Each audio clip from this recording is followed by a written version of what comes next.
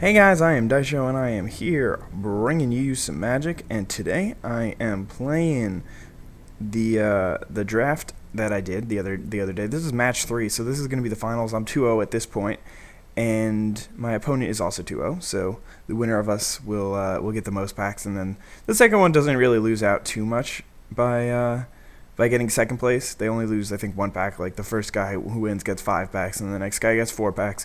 So it's really not such a big deal, but it's always fun to win. So we're definitely both trying as hard as we can. So he's playing a blue-white deck with a bunch of flyers, and he's got some self-mill in there as well as some bigger zombies that are just annoying to deal with. And he's got one secret card that is pretty decent, but I actually figured out before it was game. He's got a Drog Skull Reaver in there, which is just, it's such a good card. It's a 3/5 double strike lifelink. Whenever you gain life, draw a card.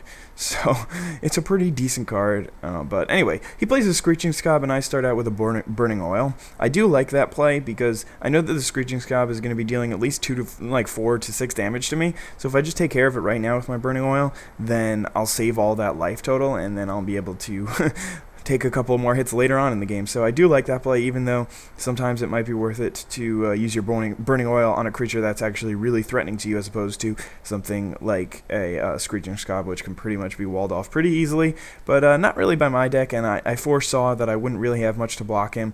I wouldn't have blocked him with my Pyroheart Wolf because I want to swing it. A, I want to swing it with my Pyroheart Wolf, and B, I don't really want my Pyroheart Wolf to undie until it has to. I want it to stay on the battlefield for about as long as I possibly can make it. But anyway, I did want to... He played a Nibbles of the Breath, by the way. That card is so good.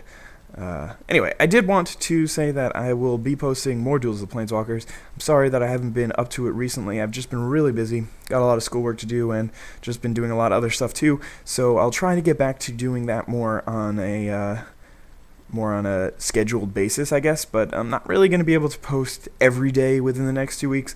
Got a test this week, and I have a couple, at least 2, maybe even 3 next week, so I have a lot of work to do, so I'll be doing that as well as posting gameplay. So it may not be daily, but it'll definitely be at least 3 to 4 videos a week.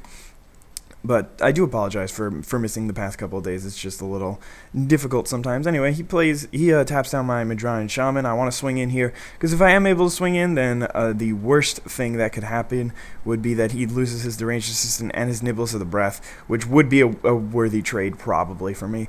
But he decides to tap down my Madron Shaman, and all's well. He flips on my turn because I decided not to play a spell that turn.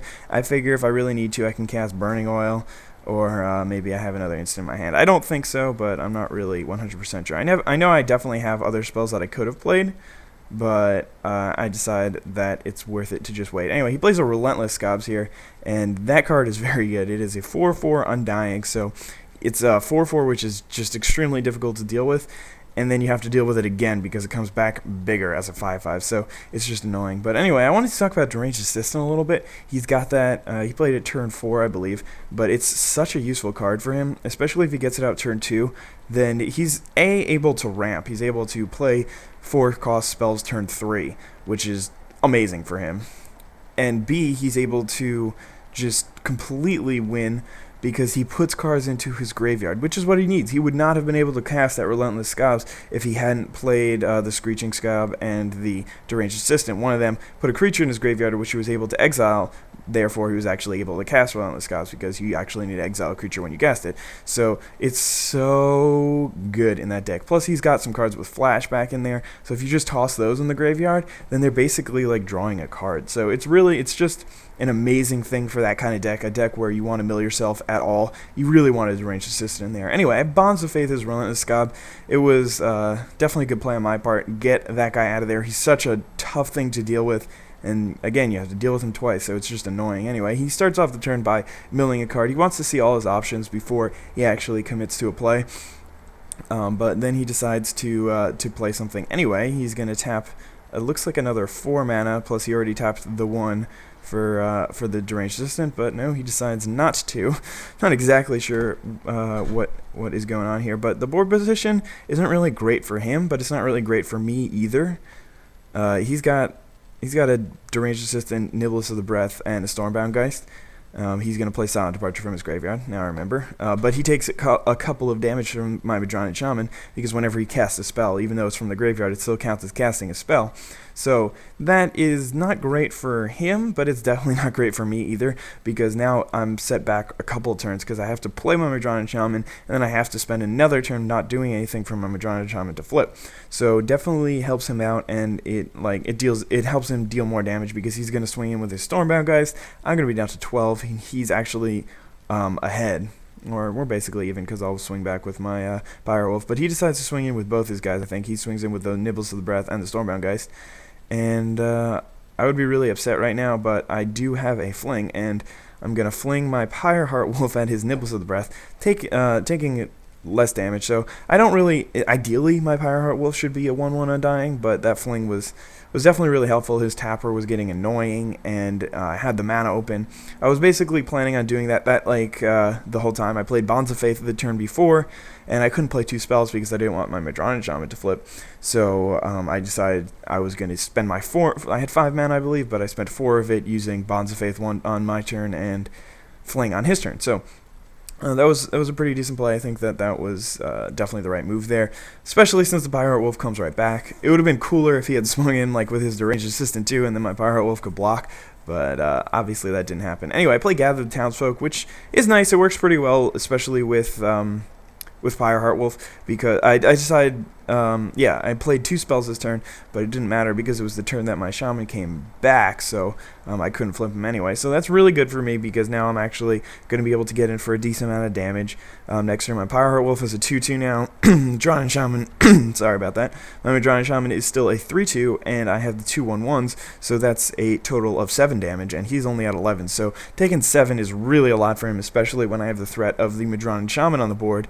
I take another 2 from his Stormbound guy, so that makes it 5 times already this game where he swung in with that guy, and it just took out half my life total.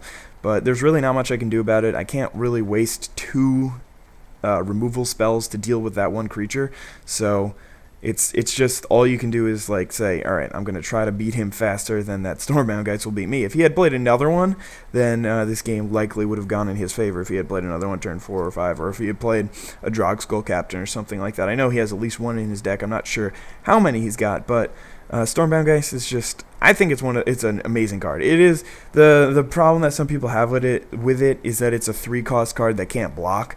But anyway, he's got Nibbles of the Mist now, which is a 2/1 that when it enters the battlefield, it taps a guy. But it does fly, so it's definitely worth running if you're running that Blue-White Flyers deck, which my opponent built. But he only's got 1 guy back to block, so I can swing in without fear of my Shaman dying. And right now, it's really a risk that I would be taking by just swinging in here. And if I don't play a spell, it's not going to guarantee that my Shaman will flip, because he could play a spell at my end step. And if he does that, then it basically just means, Daisho, you wasted your entire last turn. You didn't play a spell even though you had stuff to play. And pretty much in this deck, I'm always going to have stuff to play. But anyway, I pass the turn, and he doesn't have a spell to play at my end step, so that's really fortunate for me. And it's pretty much going to be the game. Like, if I've got my Madronian Shaman out, then there's no way he can even flip it without taking 4 damage, so he would basically have to have another Silent Departure or a Grasp of Phantoms in his hand, and then he would go down to 2, and then he would still have to have a way to deal with my Pyreheart Wolf and my 2 tokens, because there's no way that he can even block all those creatures.